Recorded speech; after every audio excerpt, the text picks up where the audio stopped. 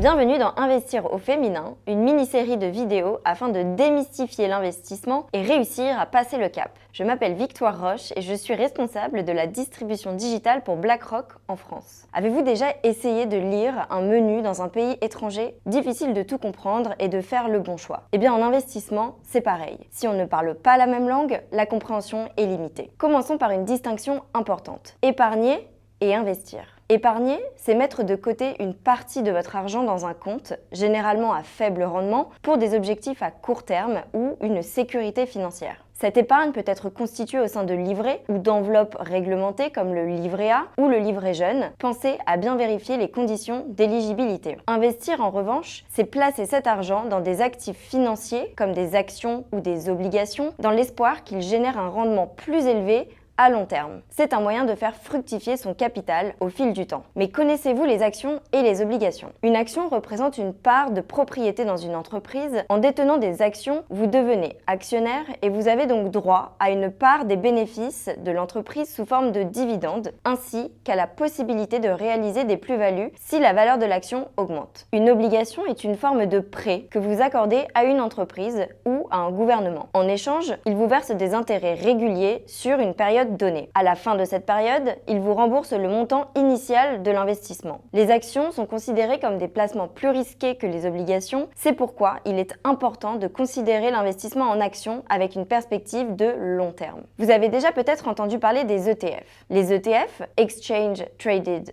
Fund en anglais, sont des fonds indiciels cotés en bourse qui permettent d'investir dans un large éventail d'actions ou d'obligations en une seule transaction. Ils suivent généralement ce que l'on appelle un indice de référence, comme le S&P 500, qui représente les 500 plus grandes entreprises américaines. Ils sont connus pour leur faible coût, leur diversification et leur transparence. Mais pourquoi est-il si important d'investir? Investir vous permet de fructifier votre argent sur le long terme, de se protéger contre l'inflation et de préparer des objectifs comme la retraite ou des projets de vie importants. C'est donc un outil puissant pour se créer un patrimoine et atteindre vos objectifs financiers. En conclusion, commencez progressivement. Que vous ayez 50 € ou 500 € à investir, l'important c'est de commencer à accumuler de la valeur avec le temps. Dans les prochaines vidéos, nous vous guiderons étape par étape pour bien démarrer.